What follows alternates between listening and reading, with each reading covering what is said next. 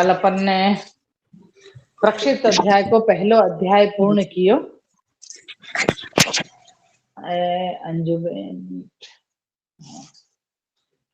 प्रक्षिप्त अध्याय को पहलो अध्याय अपन ने पूरो कियो और दूसरो अध्याय जो शुरू भयो है प्रक्षिप्त अध्याय में वो भी है तो कौतुक लीला वर्णन ही है, पर वामे अब ब्रह्मा जी को प्रकार पहली कारिका अपन ने ली और 2 श्लोक लिए।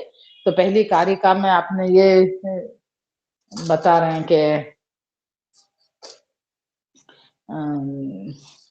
या अध्याय के अंदर ब्रह्मा जी को भ्रम उत्पन्न करायो और भ्रम उत्पन्न करायो का तो कह रहे हैं कि जैसे अगले वाम में प्रश्न किए कि भाई परीक्षित राजा ने जो प्रश्न किए पहले अध्याय में कि ठाकुर जी ने कौमार अवस्था में ये लीला करी अघासुर को वध, तो बालकन ने व्रज में जाके मतलब बालक व्रज में पहुंचे तो पौगंड अवस्था में जाके उनने ठाकुर जी की ये लीला को वर्णन घर पे क्यों कही, मतलब इतना बीच को समय कहाँ व्यतीत हो गयो या इतने बीच के समय को में मतलब क्या लीला हुई, कैसे ये सब एक काल को छोड़ के दूसरे काल में जाके वो पहले काल की वार्ता वाको प्रसंग कहे को मतलब ये क्या आश्चर्य कौन सो कौतुक है, ये हमको आप जरा खुलासा करके आप मेरे को समझाओ। ऐसो परीक्षित राजा ने श्री सुखदेव जी से विनती करी और आगे की कथा सुनवे की जो क्रम बताया वाके लिए और अपन ने ये देखियो तो कि हाँ एक बहुत अच्छी बात या अध्याय में या प्रश्न के पहले अपन ने देखी थी कि ठाकुर जी को अपन ध्यान करें अपने हृदय में पधरावें तो भी मतलब जीव की मुक्ति हो जावे। अगर सामने सु जीव अगर विनती कर रहे है ठाकुर जी को ध्यान धर रहे है, स्वरूप को ध्यान धर रहे है, लीला को ध्यान कर रहे है और ठाकुर जी को हृदय में पधरा रहे है तो वह जीव की भी मुक्ति मतलब हो जावे है, ऐसे ठाकुर जी हृदय में विराजे तो भी। तो यहाँ तो स्वयं ठाकुर जी अघासुर के मुख में पधार गए थे तो वाकई मुक्ति हो गई, हमें कहा आश्चर्य है।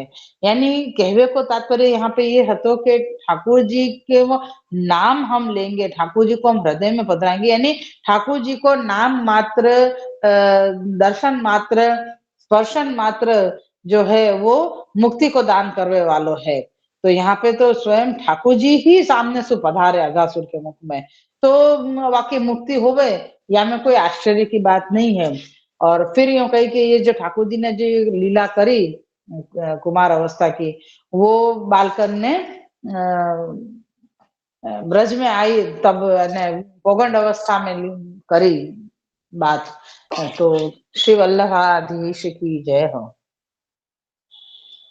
श्री कृष्णाय नमः, श्री गोपीजन वल्लभाय नमः, श्री वाक्पति चरण कमलेभ्यो नमः। श्रीमद् भागवत महापुराण श्रीमद् वल्लभाचार्य जी विरचित श्री सुबोधनी जी की टीका 10वें स्कंद पूर्वार्ध में कौतुक लीला निरूपक प्रक्षिप्त 3 अध्याय में सु ये द्वितीय अध्याय है अपनो और 10वें स्कंद के अनुसार हम त्रयोदश अध्याय यानी के 13वें अध्याय में हैं।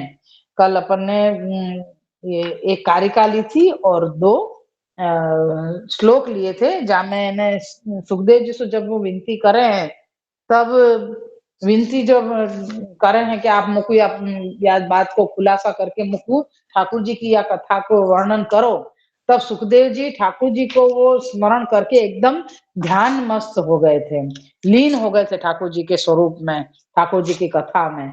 तब उनने क्या किया कि भाई जब विनती करी परीक्षित राजा ने तो उनने धीरे धीरे परीक्षित राजा के सामने अपनो नेत्र खोल के देखियो और इन्हें विचार कियो कि ये बहुत सुंदर प्रश्न भी कियो है और ये वैष्णव में उत्तम वैष्णव है, आसु इनको ठाकुर जी की कथा कहनो जरूरी है या योग्य है यूं करके और धीरे धीरे सुखदेव जी ठाकुर जी की यह कथा को वर्णन करवे लगे।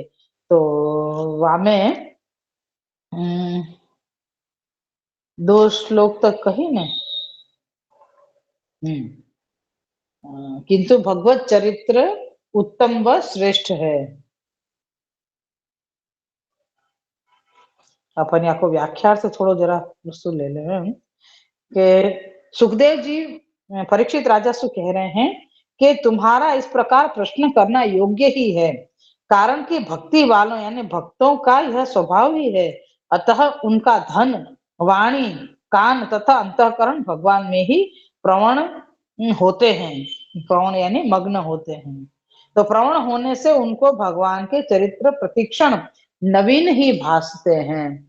यानी कह रहे हैं कि ठाकुर जी के हर क्षण की लीला उनको नवीन ही लगे है, और नवीन लगे तो अपन उत्साह अपनो विशेष हो जावे। या प्रकार से कह रहे हैं कि भक्त जो हैं, भक्त को ये स्वभाव होवे कि ठाकुर जी की वार्ता कथा सुनवे को उनको बार बार इच्छा होवे, और वो बार बार सुनते भी रहे, बोलते भी रहे, गाते भी रहे। तो यहाँ पे कह रहे हैं कि और इतना चित्त में प्रवण हो जावे कि ठाकुर जी की लीला को जब जब भी वर्णन करे, भले एक ही एक लीला क्यों ना हो, अपन जैसे कहें कि भाई ठाकुर जी को ने प्रगट भय, नंद महोत्सव भयो, तो आपने बाल लीला करी, घुटरोन चले, फिर बछड़ा के साथ खेले, वो रोष्टि लीला करी, माखन चोरी करी, और फिर ये सारे असुरन को वध करो। तो ये सारी लीलाएं अपन बार बार अभी तक में जाने कितनी बार अपन ने सुनी भी होंगी और अपन ने बोली भी होंगी, लेकिन फिर भी जब भी अपन श्रवण करें तब अपन को इतना ही नया उत्साह हुए कि अरे हाँ, ठाकुर जी ने ये लीला करी, ठाकुर जी ने या प्रकार से असुर को संहार कियो, ठाकुर जी ने या प्रकार से व्रज भक्तन पे कृपा करी, ठाकुर जी ने या प्रकार से नंदराय जी श्री यशोदा जी को निरोध सिद्ध कियो।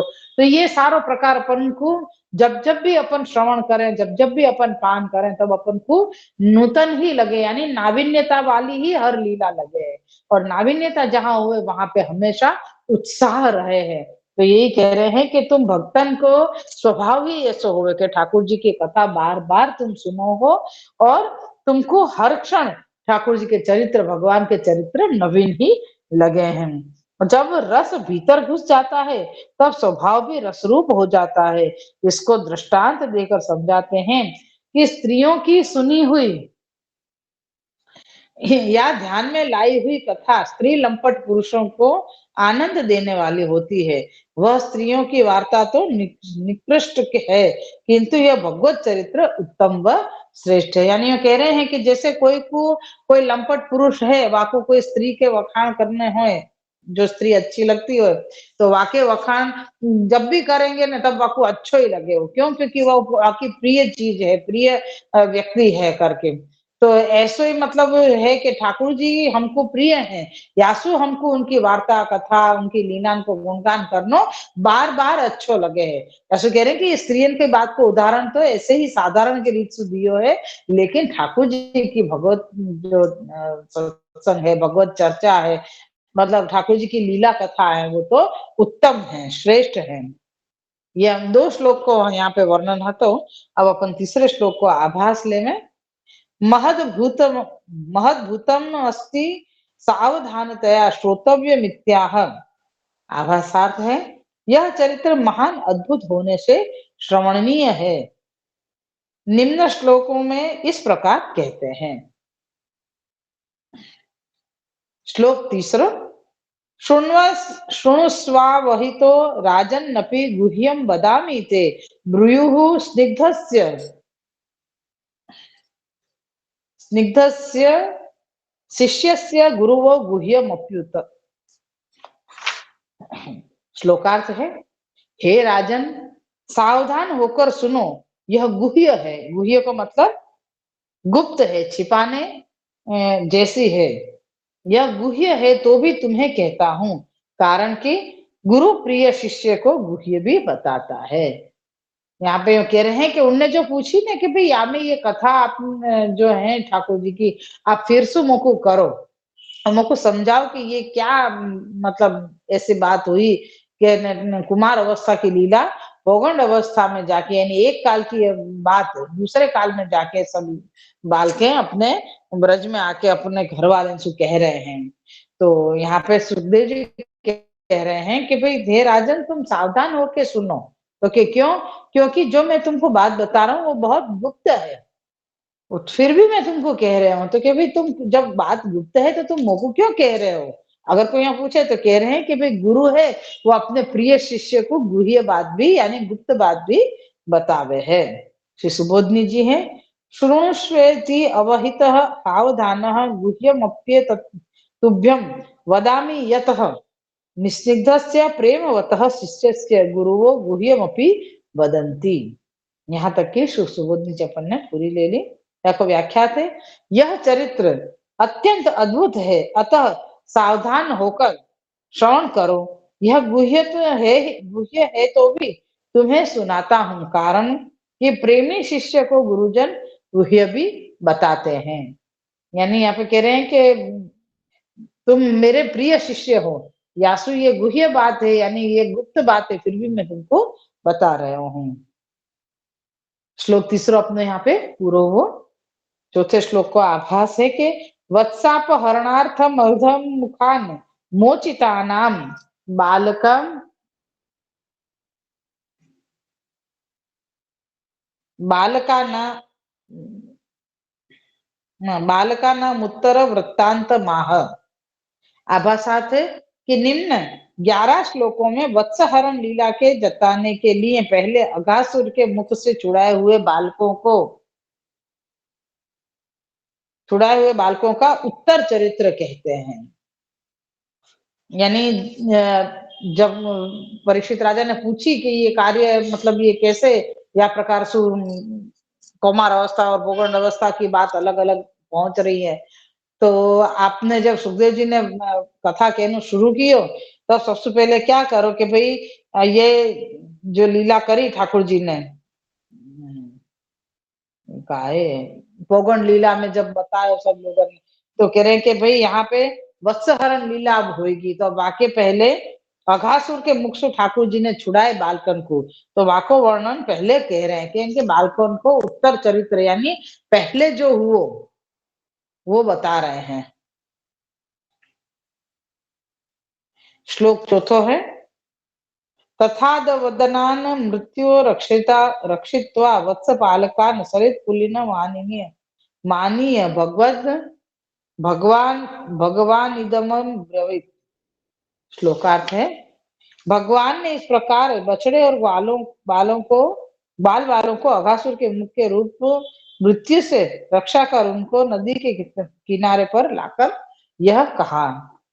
ठाकुर जी ने सब बछड़ान को और ग्वाल बालन को व असुर सु बचा के लाए और नदी के पास पधरा दिए और नदी के पास रख दिए लाकर ये कहा उनसे, मतलब अब कहवे लगे आप श्री सुबोधनी जी हैं, तथेत्येकादश भी अधस्या वदनान मृत्युरेव रक्षित्वा वत्सपालकान सरित कुलीनम यमुना तीर मानीय भगवान इदम वक्ष्यमाणम ब्रवीत। यहाँ तक की श्री सुबोधनी जी हैं या की व्याख्या थे कि अघासुर के वदन रूप मृत्यु से ही ग्वाल बालकों का रक्षण कर और उनका यमुना जी के किनारे पर लाकर भगवान ने जो कहना है वह कहा है। श्री भगवान उवाच। श्लोक 5वां, अहोति रम्यम पुलिनम वयस्याः स्वकेली संपद मृदुलाच्छ वालुकम स्फुट स्फुट स्फुटत सरोगंध हृतालिक सुगंध ताली पत्रिक ध्वनि प्रतिध्वानल सदद्रुमाकुलम। श्लोकार्थ है, भगवान कहते हैं कि अहो हे मित्रों, यह तट अपने क्रीड़ा की संपत्ति और अति रमणीय है। यहाँ की बालू कोमल तथा स्वच्छ है, बालू मतलब रज। प्रफुल्लित कमल वाले सरोवर की सुगंध के लोभ से प्राप्त भौरे और पक्षियों के जल में होते हुए शब्दों की प्रतिध्वनि से शोभायमान वृक्षों चारों ओर व्याप्त हो रहे हैं। अब ठाकुर जी ने जो बालकन को कही कि भाई तुम यहाँ पे जो ये स्थल है वृंदावन को, ये हमारे खेलवे के लिए बहुत उत्तम है, और तो और रमणीय तो है ही, लेकिन यहाँ की बालू जो है वो बहुत कोमल और स्वच्छ है। बालू मतलब जो यहाँ की रज है वो बहुत स्वच्छ है, और स्वच्छ के साथ साथ कोमल भी है। यासु इनके प्रफुल्लित कमल वाले सरोवर के सुगंध के लोभ से प्राप्त भौरे और पक्षियों के जल में होते हुए शब्दों की प्रतिध्वनि से शोभायमान वृक्षों चारों ओर व्याप्त हो रहे हैं। यानी ठाकुर जी ने जब ये अपने मित्रन से कही कि भाई ये वृंदावन को जल और यहाँ की जो रज है ये बहुत सुंदर है, तो यहाँ पे अपन को खेलवे के लिए बहुत सुंदर है, क्रीड़ा की संपत्ति है। और प्रफुल्लित कमल वाले जो ठाकुर जी हैं उनने भी कही कि हाँ, यहाँ पे प्रफुल्लित कमल वाले सरोवर के सुगंध के लोभ से जो कमल को जो लुभावनापन है वो भौरा को खींच के ले आवे और पक्षी इनको भी ले आवे। तो कह रहे हैं कि यहाँ को जो ये जल और तट है ये बहुत ही स्वच्छ और सुंदर है और ये हमारे लिए रमणीय है। तो यहाँ पे प्राप्त सुगंध की लोभ में भौरा और पक्षी जल में आते हैं और शब्दन की प्रतिध्वनि से शोभायमान वृक्षों और चारों ओर व्याप्त हो रहे हैं। यानी यहाँ पे कहने को ये तात्पर्य है कि अब जो वृंदावन की विश्व शोभा को वर्णन कर रहे हैं तो वहां में उनको स्थल को और जल को दोनों को यहाँ पे वो बता रहे हैं, महात्म्य बता रहे हैं कि ये बहुत सुंदर है करके। और ऐसे ही जल में होते हुए शब्दों की प्रतिध्वनि से शोभायमान वृक्षों चारों ओर व्याप्त हो रहे हैं। या प्रकार से ये श्लोकार्थ है अपनो। और श्री सुबोधनी जी हैं या कि अहोति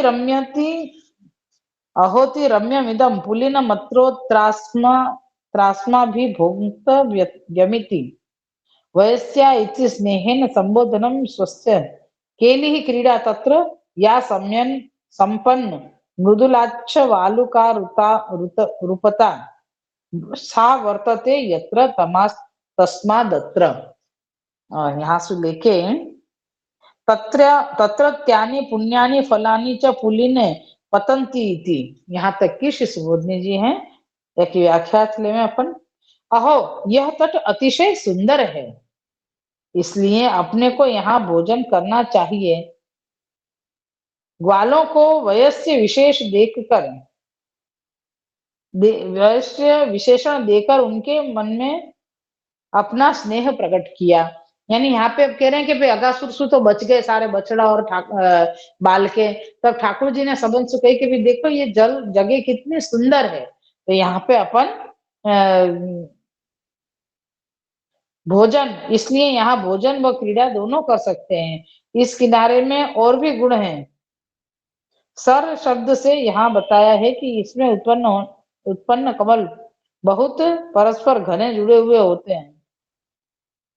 अतः प्रफुल्लित कमल युक्त सरोवर से आती हुई सुगंधि से वश किए हुए भ्रमर और पक्षियों की ध्वनि से निकली हुई प्रतिध्वनि से सुशोभित वृक्षों के से वह तट व्याप्त है। मैंने कही ना कि भाई शोभा को वर्णन कर रहे हैं और शोभा को वर्णन करते हुए आप ये कह रहे हैं कि यहाँ पे अपने लिए ये सब सुगम है या समय, क्योंकि अभी आप खेलवे की इच्छा से यहाँ पधारे थे लेकिन बकासुर बीच में आए हो तो पूरा वस्तु डिस्टर्ब हो गई थोड़ी अगासुर के आवेश तो यहाँ पे कह रहे हैं कि अब ये जो सरोवर है वहां में जो उत्पन्न कमल है वो भी एक दूसरे से ऐसे जुड़े हुए हैं कि और प्रफुल्लित लग रहे हैं। यासु वहां से जो सुगंध आ रही है वो भ्रमर और पक्षी इनको वश में कर रही है और उनकी निकली हुई जो प्रतिध्वनि है यानी वो प्रसन्न होके जो पक्षियां और जो भ्रमर है जो वो ध्वनि कर रहे हैं, गुंजार कर रहे हैं भ्रमर, तो वो सुशोभित होके और यहाँ पे पूरे स्थल को रमणीय बना रही है और व्याप्त हो रही है। तो उन वृक्षों से फल और पुष्प किनारे पर गिर रहे हैं। यहाँ पे अपना 5वां श्लोक पूरा हुआ है और 6ठे श्लोक को आभास से अत्रैव भोजने हेतुर दिवारूढ़मिति आभासार्थ है यहाँ ही भोजन करना चाहिए जिसका कारण निम्न श्लोक में कहते हैं। ठाकुर जी ने कही कि भाई अब हम लोगों को यहीं पे भोजन करना चाहिए, अब भूख भी बहुत लगी है। तो आभासार्थ है अत्रैव भोजने हेतुर दिवारूढ़मिति आभासार्थ है यहाँ ही भोजन करना चाहिए, इसका कारण निम्न श्लोक में कहते हैं। श्लोक 6 अत्र भोक्तव्यस्माभिर्दिवारूढम् क्षुधार्दिताः वत्साः समीपे पीत्वा चरन्तु सनकै श्रवणम। श्लोकार्थ है, अपने को यहाँ भोजन करना चाहिए क्योंकि दिन चढ़ गया है, भूख भी सता रही है। बछड़े यहाँ ही जल पीकर समय भी धीरे धीरे घास चरते रहेंगे। श्री सुबोधनी जी हैं, महद दीनम जातम क्षुधा च सर्वे पीड़िताः अतः एव वत्साः समीपे पह पीत्वा शनकैर स्तृणम तरन्तु। व्याख्या या कि दिन बहुत चढ़ गया है, देरी हो गई है और भूख से सब पीड़ित हैं, अतः बछड़े समीप में जल पीकर धीरे धीरे घास चरेंगे।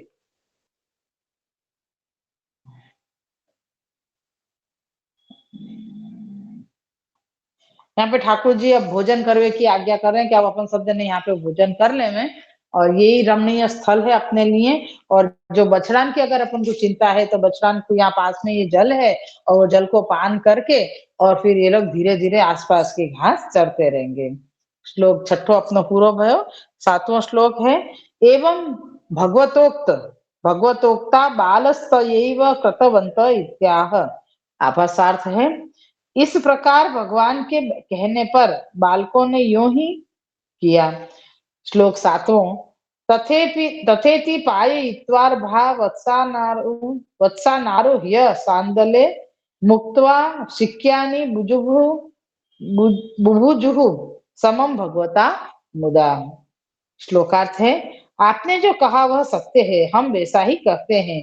योग वाला कहकर बछड़ों को जल पिलाकर हरी घास वाले प्रदेश में चरने के लिए उन्हें छोड़कर अपने छींके खोलकर भगवान के साथ आनंद से भोजन करने लगे। यहाँ पे कह रहे हैं कि जैसे ठाकुर जी ने कही कि भाई ये स्थल और ये तट, ये जल बहुत रमणीय है, तो हमको यहाँ पे यही हमको भोजन करना चाहिए और बछड़ान की चिंता मत करो, बछड़ाएं भी यहाँ पे जल ले लेंगे और जल लेने के बाद है ना ये धीरे धीरे घास चरते रहेंगे। तो सब बालकन ने ये सुन के बहुत आनंद से उनने ठाकुर जी की बात को स्वीकार कियो और सबन ने अपने अपने बछड़ान को कि तो आप जो कह रहे हो वो सही है यूं करके, और सब बछड़ान को घास वाले प्रदेश की तरफ छोड़ दियो और अपने अपने छीके खोलकर ठाकुर जी के सम्मुख में ठाकुर जी के साथ आनंद से भोजन करवे लगे।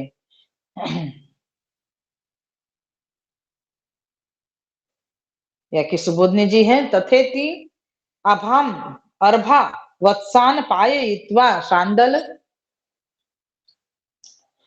साद्वल उत्तम तृणवती देश आरुह्यारोहम कारयित्वा स्वयं शिक्यानि मुक्त्वा भगवता समम बुभुजुः।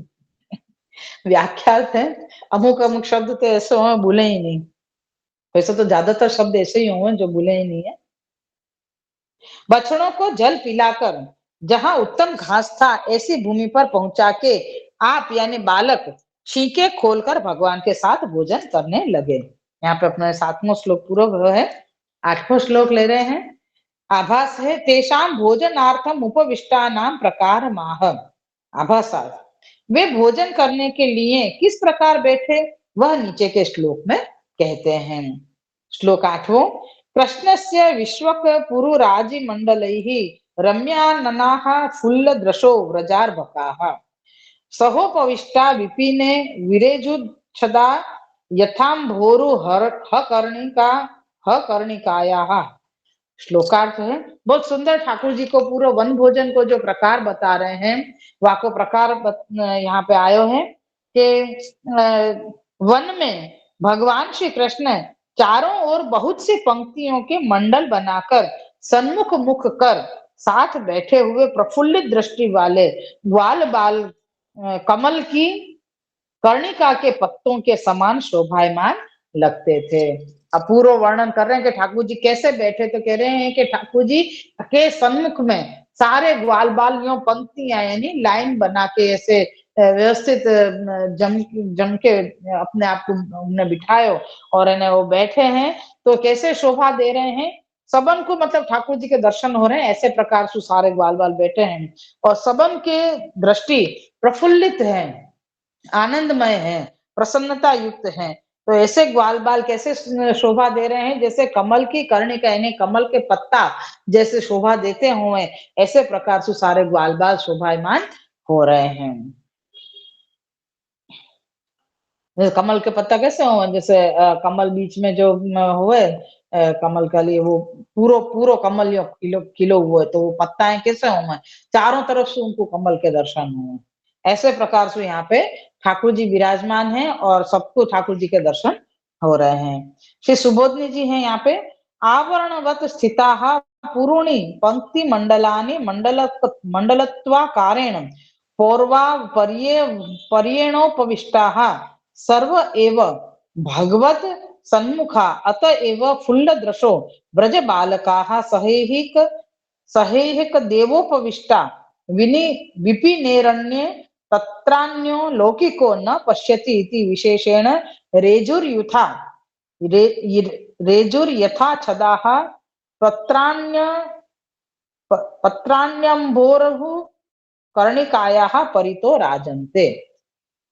राजन्ते यानी शोभा पाना। श्लोक व्याख्या थे श्री सुबोधनी जी की। ग्वाल बाल बाढ़ की तरह श्री कृष्ण के चारों ओर गोलाकार बहुत पंक्तियां बनाकर एक दूसरे के पीछे इस प्रकार बैठे जैसे सब भगवान के सन्मुख रहें, जिससे ग्वाल बाल के नेत्र प्रफुल्लित हो गए थे। कहीं ना जैसे कमल बीच में हो वाके कली, लेकिन वाके पत्ता तो चारों तरफ हो, तो वो चारों तरफ के पत्ता को सबन को मैंने कमल तो दिखाई देगा ही यूं। तो यहाँ पे ठाकुर जी भी वैसे मध्य में विराज रहे हैं, लेकिन चारों तरफ मैंने ये बैठ गए हैं सारे ग्वाल बाल, और ऐसे व्यवस्थित रीत से एक दूसरे को उनने गोठव के बिठायो है कि एक के बाद एक के बाद एक यूं गोलाकार की पंक्तियां, फिर उनके मध्य मध्य में बीच में बैठे हुए, जैसे दो के बीच में एक हो, दो के बीच में एक हो। तुम कमल की पत्तियां खिलाओगे ना तो तुमको खबर पड़ेगी कि कैसे प्रकार से कमल की पत्तियां खिले। एक पत्ती होए ना वाके आसपास में दो पत्ती होवे, फिर वापस नीचे एक पत्ती आवे, ऐसे प्रकार से पूरे कमल खिलो वो है। तो यहाँ पे ये बता रहे हैं कि ग्वाल बाल ने भी अपने आप को ऐसे ही प्रकार से व्यवस्थित रीत से उनको अपने आप को बिठाया, ऐसी पंक्तियां बनाई उनने, और सबको जैसे कोई ठाकुर जी के दर्शन हो रहे हुए ऐसे यासु ग्वाल बाल सबके सबके नेत्र एकदम प्रफुल्लित है, यानी आनंदमय नेत्र हो रहे हैं। और सब ग्वाले सब साथ ही वन में बैठकर, सब ग्वाले साथ ही वन में बैठ गए, जैसे कोई दूसरा लौकिक उनको देख न सके। जैसे कमल के चारों ओर कर्णिका के पत्र शोभा देते हैं, वैसे ही वे विशेष शोभायमान थे। यहाँ पे अपना 8वां श्लोक पूरा हो रहा है। श्लोक 9 को आभास है, तेषाम भोजन पात्राण्याह केचिदिति। आभास आते कि निम्न श्लोक में भोजन के पात्रों का वर्णन करते हैं। यानी पहले तो ठाकुर जी ने वह स्थल को वर्णन कियो कि भाई यहाँ जगह पे अपन भोजन करें अपन, और बछड़ान की भी चिंता मत करो, उन लोगों के लिए भी सुंदर घास है यहाँ पे, तो वो प्रकार देखो। फिर उनकी कही हुई बात, ठाकुर जी की कही हुई बात ग्वाल बालन ने मानी, सब बछड़ान को जल पिवा के और घास चरवे के लिए उनने छोड़ दियो। वाके बाद स्वयं अपने अपने छीका खोल के ठाकुर जी के ऐसे प्रकार से सन्मुख में बैठे कि जैसे कमल की पंखड़ियां चारों तरफ हुए और कमल को दृश्यमान हो रहे हुए, ऐसे कमल के दर्शन करते हुए, ऐसे प्रकार से मतलब ठाकुर जी भी ऐसे मध्य में विराज रहे हैं, और इन सब ग्वाल बालन ने अपने आप को ऐसे प्रकार से चारों तरफ से बिठाए हुए कि ठाकुर जी के दर्शन हो रहे हुए। और यासु वो खूब प्रसन्न है, और सब अपने अपने अब छीका को मतलब वर्णन आयो कि ठाकुर जी के लिए या खुद जो भोजन आदि को सब लेके आए हैं वस्तु है, तो उनको कैसे पात्र में ठाकुर जी को पिरसो, या उनके पास कैसे पात्र हैं जहाँ में वो लोग ये सब भोजन करेंगे। तो वाको वर्णन या 9वें श्लोक में अपन को दे रहे हैं। श्लोक है, केचित पुष्पैर दलैः केचित पल्लवैर अंकुरैः फलैः सिग्भिस्त्वग्भिर्दृशभिश्च बुजुभुः कृतभाजनाः। श्लोकार्थ है, कितने ही बालकों ने पुष्पों यानी बड़े बड़े कमलों के, किसी ने फल की पंखुड़ियों के, कुछ बालकों ने पत्तों के, अंकुरों के, फलों के, छीकों के, पेड़ों की छालों के और पत्थरों के बर्तन बनाकर भोजन किया। श्री सुबोधनी जी है, बिल्कुल एक लाइन के सुबोधनी जी आपने दिए यहाँ पे, और श्लोक में को भावार्थ भी मतलब इतना ही है कि पुष्पादीनी प्रसार्य तैरेव कृतभाजनाः सन्तस्तदुपर्योदनं स्थापयित्वा बुभुजुः। व्याख्या थे कि पुष्पादिकों का विस्तार कर भोजन के पात्र के समान बनाकर उनको भोजन पात्र के स्थान पर समझ उनके ऊपर भात रखकर भोजन करने लगे। मैंने बता रहे ना, कोई कितने बालकन ने कमल के पत्ता ले लिए, कोई ने कोई फल के पत्ता ले लिए, कोई ने कछु पंखड़ियां ले ली, कोई ने और कछु पत्ता ले लिए, कोई ने अंकुर के पत्ता ले लिए, कोई ने फल ले लिए, कोई ने छिकाई ले लियो, कोई ने कोई पेड़ की छाल निकाल ली, और कोई ने पत्थरन को अपनो है ना बर्तन बना के और वही में अपने भोजन निकाल के भोजन करो। अब 10वां श्लोक है यहाँ पे, अपन के पास समय है अभी तो। आभास है आपको, बालका नाम लौकिकत्वाद भोजने प्रकार माह सर्व इति। आभासार्थ है, बालक लौकिक थे इसलिए उनके भोजन करने का प्रकार नीचे श्लोक में वर्णन करते हैं। अब श्लोक 10वां है, सर्वे मिथो दर्शयन्तः स्व स्व भोज्य रुचिम पृथक हसंतो हासयन्तश्चाभ्या वजहु सहेश्वराः। यहाँ ये श्लोक है या तो श्लोकार्थ है, सब अपने भिन्न भिन्न भोजन करने के पदार्थों का स्वाद दिखाते हुए, हंसते हुए और हंसाते हुए भगवान के साथ भोजन करते थे। सबन के पास अलग अलग प्रकार के भोजन हते, यासु सब अपने अपने छिका को खोल के भोजन करवे लगे और भोजन करते हुए वह भोजन की प्रशंसा करवे लगे कि आहा क्या स्वाद है, कितना बढ़िया, जो भी आप भोजन कर रहे हैं उन सबके वो वखाण करवे लग गए खुद, और साथ में हंसते जा रहे हैं और हंसाते हुए ठाकुर जी के साथ वो सब भोजन करवे लगे। अब यहाँ पे श्री सुबोधनी जी दी है, स्व स्व भोज्य स्योदनादे रुचि मन्यस्मै प्रदर्शयन्तः पृथगिति भोज्य प्रकार विशेषाणां लड्डू लड्डुकादीनाम। यहाँ से लेके भगवतो दत्वा भगवत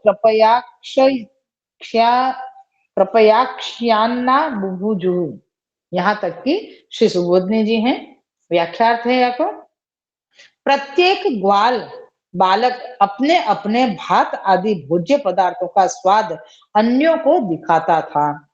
सबके पृथक भोज्य पदार्थ थे, पृथक को मतलब है अलग, सबके अलग भोज्य पदार्थ थे।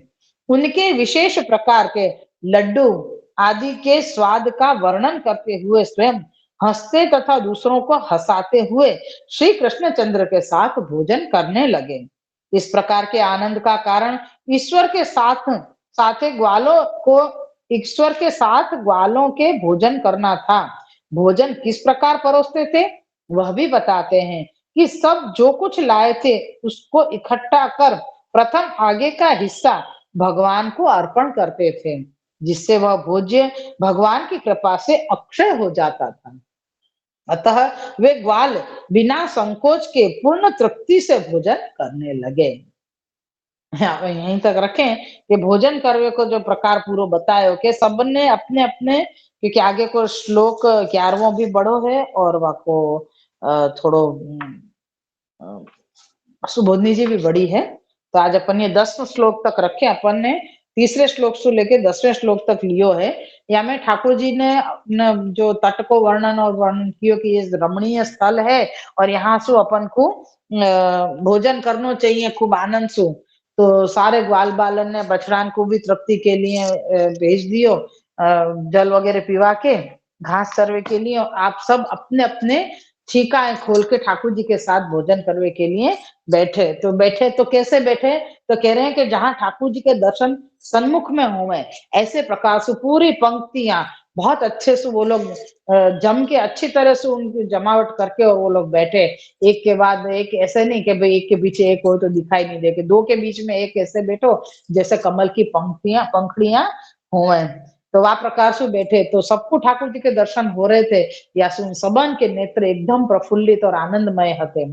और फिर जैसे-जैसे उनने सबन ने अपने-अपने छीका खोले, तो भई अब छीका खोल तो ली, अब खाएँगे कैसे? काय में खाएँगे? तो के उनने अलग-अलग प्रकार के बर्तन बनाए थे कि कोई ने कमल के पत्ताएँ लिए, कोई ने फूल की पंखुड़ियाँ ले ली, कोई ने वृक्ष की छाल ली, कोई ने पत्थर को अपनों ने वो बना दियो के अमुक पत्थर ऐसे हुए हैं, जहाँ ना खड्डा हुए भये हुए हैं, अमुक पत्थर ऐसे थाली के शेप के हुए हैं, बहुत से ऐसे हुए हैं।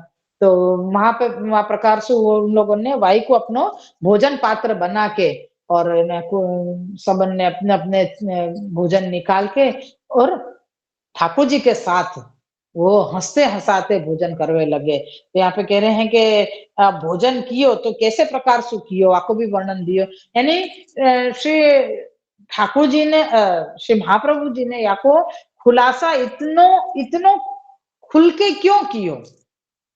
अपन को ये विचार आवे कि भई बालकन ने वन में गए, वन में जाके भोजन कियो, भोजन कर लियो और पहले अघासुर आयो, अब ब्रह्मा जी आएँगे, वो उनको ब मने म ये आगे को सब जो भ्रम होएगा उनको, कि ये ग्वाल-बाल के साथ आनंद कर रहे हैं, ये वो, तो वो जो लीला करें मतलब अपन ने ये सारी लीलाएँ सुनी हुई हैं, लेकिन फिर भी अपन को ठाकुर जी की कृपासु, श्री वल्लभ की कृपासु अपन को यहाँ में भी नावीन्यता लगे, नवीनता लगे और यही एक कृपा है, कि जब भी ठाकुर जी की कथा सुने, जब भी ठाकुर जी को भगवत चर्चा सुने, नाम सुने, तो अपन को यूँ लगे कि अरे वाह! एक आनंद तो आवे ही आवे, लेकिन बाद में अपन को नवीनता, उत्साह अपना बढ़ो रहे कि वाह!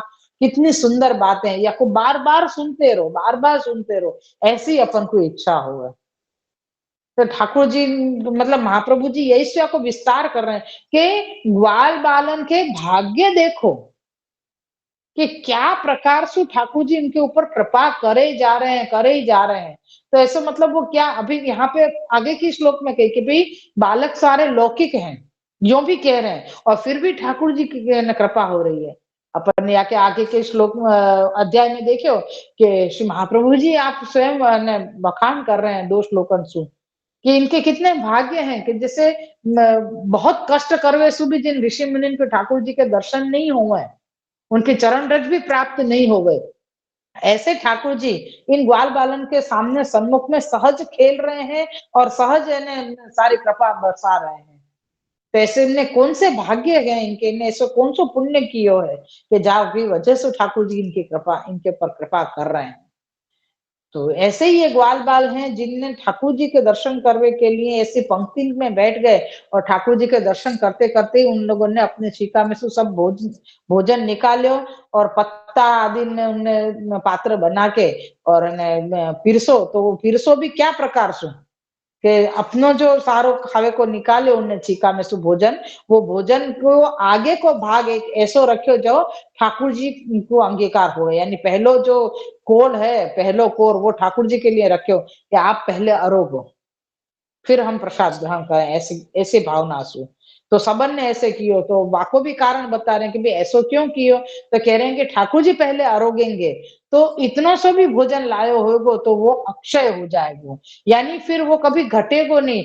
तो जो भी ग्वाल या वो जो भी बालक है वो भोजन करेगो, तो वाको तृप्ति हो जाएगी, यानी संतोष हो जाएगा कि हाश मैंने भोजन कियो करके। तो ऐसो मतलब ठाकुर जी को यहाँ पे सामर्थ्य प्रताप बताए यहाँ पे और कह रहे हैं कि सब अपने-अपने अलग-अलग प्रकार के जो भोजन लेके आए थे, वो भोजन अरोगते जा रहे हैं और वाक़ स्वाद को वर्णन करते जा रहे हैं। तो ये पूर्व प्रकार ठाकुर जी के साथ को अभी भोजन को आ रहे हो है। अब या के आगे और क्या कौतुक होएगो, ये तो ठाकुर जी जाने और ब्रह्मा जी जाने।